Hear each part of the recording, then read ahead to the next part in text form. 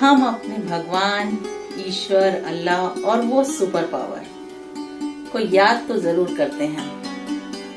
या तो हमारे घर के संस्कार ऐसे होते हैं कि हम पूजा पाठ करते हैं, भगवान को याद करते हैं, या फिर जब हम कोई मुसीबत से गुजरते हैं, कोई ऐसी मुसीबत हमारे ऊपर आ जाती है, तब हम क्या करते हैं कि भगवान को रिश्वत देने की कोशिश करते हैं कि बस ये काम मेरा पूरा हो जाए।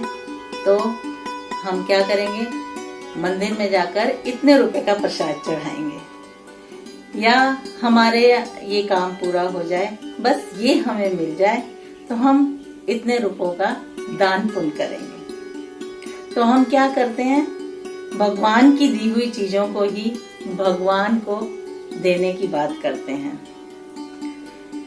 बड़ी पुरानी कहानी थी कि एक औरत सीधी सिंपल अपने घर का काम करने वाली, टाइम ही नहीं मिलता था भगवान को याद करने का, पूजा पाठ करने का, तो क्या करती थी, कपड़े धोते हुए या कभी खाना बनाते हुए आते जाते मंत्र का जाप करती रहती थी। अचानक एक दिन क्या होता है कि रोटी बनाते हुए बड़ी जोर से कुछ गिरने की आवाज आती है और एक चीख सुनाई देती है। भागी हुई आंगन में जाती है, सब मंत्र भूल जाती है। क्या देखती है कि उसका बेटा आंगन में गिरा हुआ है, सर पे चोट आई है, खून से लथपथ हुआ है।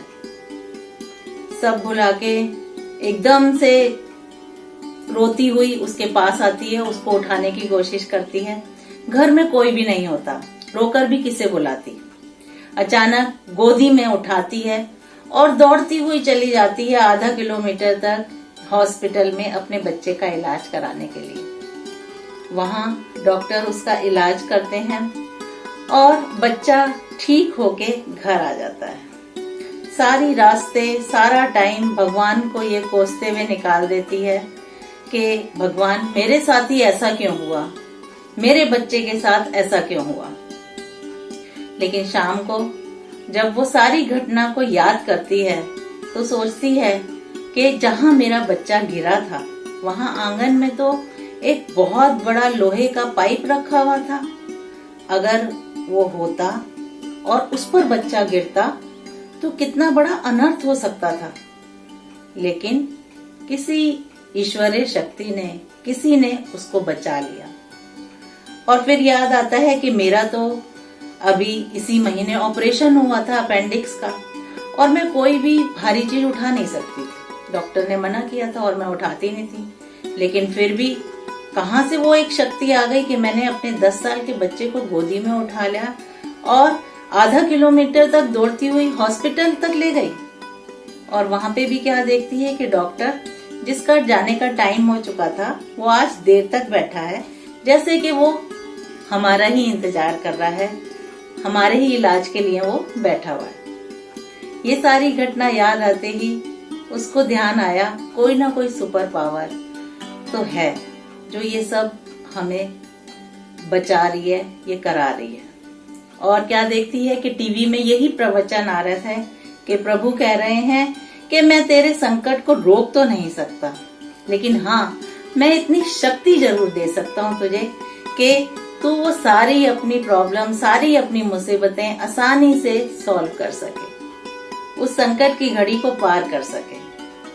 तो मैं Seema Saxena, reiki grand master, reiki angel healer, आपको यही बताने आई हूँ कि वो ईश्वरीय शक्ति, वो एंजल का एहसास कि कोई हमारे साथ है, यही काफी होता है। और वो कैसे आता है? मेडिटेशन, अपने इनर भगवान को जगाने से आता है कि हमारे साथ कोई है, मुसीबत के टाइम में भी हमारे साथ कोई खड़ा है। भगवान कृष्ण ने भी अर्जुन से यही कहा था कि मैं तेरे साथ तो हूँ, तेरा सारथी बन के खड़ा हूँ, लेकिन युद्ध तो तुझे ही करना पड़ेगा, अपनी लड़ाई तो तुझे खुद ही लड़नी पड़ेगी। तो दोस्तों, अगर भगवान ने हमें इस धरती पर भेजा है तो वो सारी शक्तियों के साथ भेजा है कि वो सारी शक्ति हमारे ही अंदर है, जिससे हम सब कुछ ठीक कर सकते हैं, आई हुई मुसीबत को ठीक कर सकते हैं, अपने अंदर की कोई भी बीमारी जो आ जाती है उसको भी ठीक कर सकते हैं। हमें ही नहीं पता चलता कि हमारे अंदर कितनी शक्तियां हैं और वो शक्तियों को एक्टिवेट कैसे किया जाता है, वो जागृत कैसे किया जाता है, मेडिटेशन से किया जाता है। मेडिटेशन करने का मैंने आपको पहले ही बताया था कि उस सर्वोच्च शक्ति से, उस हायर एनर्जी से जुड़ने के लिए मेडिटेशन जरूरी है। आप क्या कर सकते हैं, कोई भी एक सुंदर सा स्टोन या क्रिस्टल अपने हाथ में लेके इस तरीके से रख सकते हैं जो आपको पसंद हो, और आपको क्या करना है, भगवान का, वही ईश्वर का ध्यान करना है। जितनी भी देर आप बैठ सकते हैं बिना हिले डुले। मैंने आपको बताया था आप कोशिश करें 1 मिनट, 5 मिनट, 10 मिनट, 15 मिनट, जितना भी आप कर सकते हैं वो आप करें। तो उसके लिए आपको क्या करना है कि या तो आप कोई ओम की साउंड लगा सकते हैं, मोबाइल से ईयर प्लग लगा लीजिए और ओम की साउंड सुनिए, या आप क्या कर सकते हैं कि इस तरीके से एक ये रेकी की बेल आती है जिसमें ओम की साउंड आपको सुनाई देती है। इस तरीके से आप करके आप ओम की साउंड सुन सकते हैं और इसमें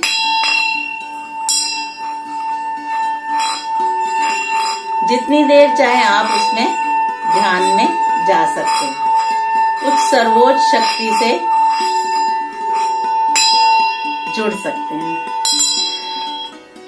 उसके बाद हमें क्या करना है, जैसे मैंने बताया था कि हमारे ऋग्वेद में ये सब बातें पहले से ही, हजारों साल पहले से ही लिखी हुई हैं।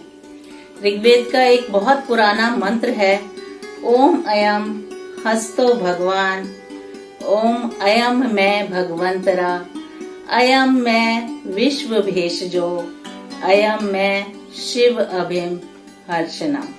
मतलब मेरे हाथों में ही वो पावर है, मेरे हाथ ही भगवान है, मेरे हाथों में ही वो सारी बीमारियों की औषधि है जिससे मैं हील कर सकती हूँ, अपने आप को स्वस्थ फिट बना सकती हूँ, अपने आप को हील कर सकती हूँ और दूसरों को भी हील कर सकती हूँ।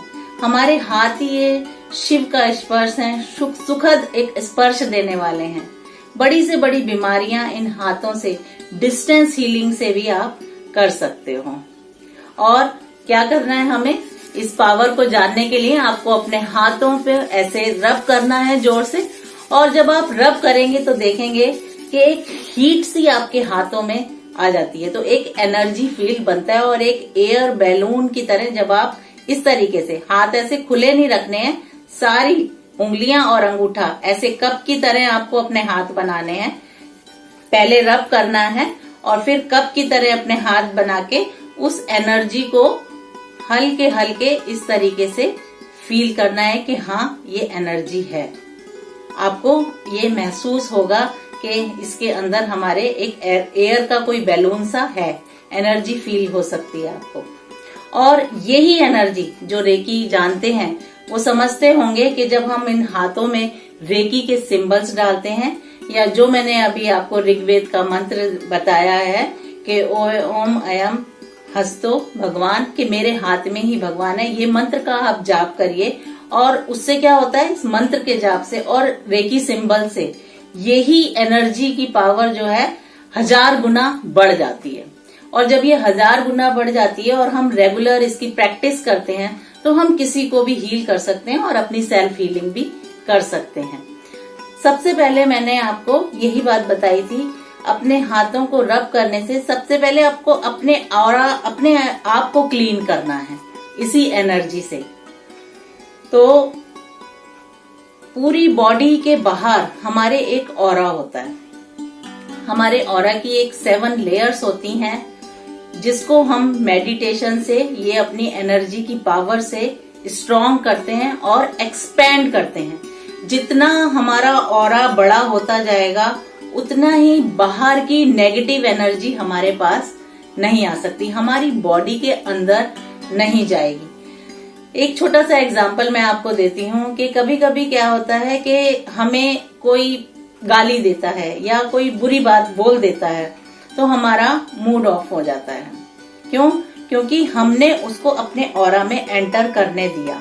और उससे क्या होता है कि मूड ऑफ होने से हमारा सर में हैवीनेस होने लगती है। हैवीनेस होने से क्या होता है, धीरे धीरे हमारे इंटरनल बॉडी के हार्मोनल चेंजेस होने शुरू हो जाते हैं। तो पॉजिटिव एनर्जी दूर होने लगती है और जो बाहर से नेगेटिव फोर्स, नेगेटिव एनर्जी आई है वो हमारे अंदर आनी शुरू हो जाती है। तो सबसे पहले इमोशनल लेवल पे हम हर्ट होते हैं। उसके बाद जब हम उसको सोचते रहते हैं तो वो हमारी फिजिकल बॉडी पे अफेक्ट करता है। हमें हाइपरटेंशन, डायबिटीज और ऐसी प्रॉब्लम्स होने लगती हैं। स्लीपलेसनेस, कि हमें नींद नहीं आ रही, कोई बात हम बहुत ज्यादा सोचते हैं तो क्या होता है कि हमारे बॉडी के अंदर से एक हार्मोनल चेंजेस होने से एक सेल्स के वो केमिकल रिएक्शंस होते हैं जिसकी वजह से हमें डिजीज होती है। तो जब बाहर से कोई भी ऐसी नेगेटिव फोर्स आती है, सबसे पहले ही उसको मेडिटेट करके अपने ऑरा से क्लीन कर लो। आप अपने घर जाओ, कहीं बाहर से अगर आपको किसी ने कुछ कह दिया है, बाहर से ही आपका मूड ऑफ हुआ है, तो सबसे पहले घर आके आपको क्या करना है, नहाना है। पानी में थोड़ा सा रॉक सॉल्ट डाल दीजिए और उस पानी से नहा लीजिए। नहाते ही काफी कुछ आपका ऑरा क्लीन हो जाता है। आप देखोगे आप लाइट महसूस करने लगे हो। जो हैवीनेस आपके अंदर आ गई थी वो बाहर से या तो किसी ने कुछ बोल दिया होता है, या हम बुरी नजर का भी इफेक्ट कहते हैं। कई बार कहते हैं ना कि नजर लग गई है, बुखार हो गया है, और बच्चों में वो बहुत जल्दी होता है। बच्चों में क्यों जल्दी होता है? क्योंकि बच्चे का ऑरा कम होता है, उसका ऑरा इतना एक्सपेंड नहीं होता है।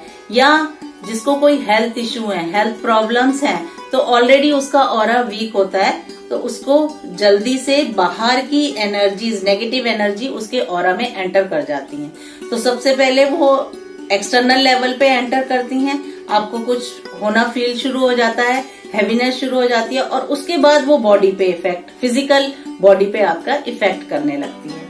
तो कोशिश ये करो, जब आप हायर सेल्फ से जुड़ जाते हो तो आपकी बॉडी में, आपके ऑरा में एंटर करते ही आपको तुरंत पता चल जाता है कि कोई ना कोई नेगेटिव एनर्जी, हैवीनेस मेरे ऑरा में आ गया है। तो आपने क्या करना है, तुरंत उसको वहीं से निकाल देना है। और नहीं निकालोगे तो क्या होता है, वो फिजिकली हमें इफेक्ट करेगी। अब मैं आपको बताती हूँ कि 21 दिन का चैलेंज लेके आपको चलना है। 21 डेज बहुत जरूरी हैं रेकी एनर्जी को फील करने के लिए, यूनिवर्स की पावर को फील करने के लिए। एक भी दिन आपको खाली नहीं छोड़ना है।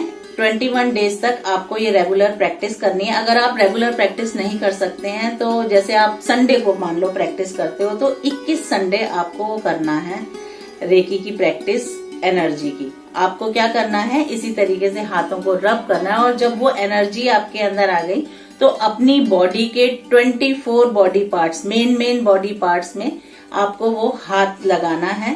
अपने जैसे आईज पे, चीक्स पे, इस तरीके से फोरहेड पे, ईयर पे, नेक पे, फिर ये हार्ट चक्र पे, अपने शोल्डर्स पे, हैंड्स पे, इस तरीके से आपको 24 बॉडी पार्ट्स को हील करना है 3-3 मिनट तक।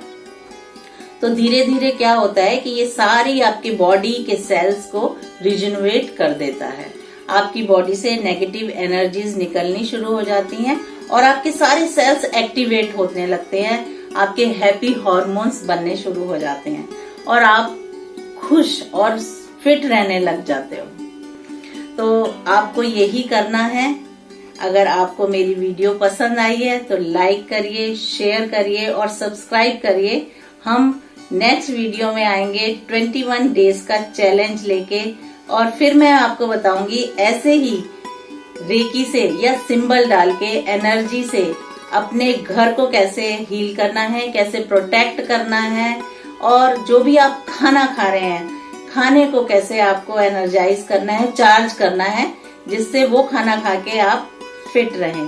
तो आज से ही आप शुरू हो जाइए रेकी की प्रैक्टिस करने, अपने सर्वोच्च शक्ति से जुड़ने के लिए और अपने आप को खुश रखने।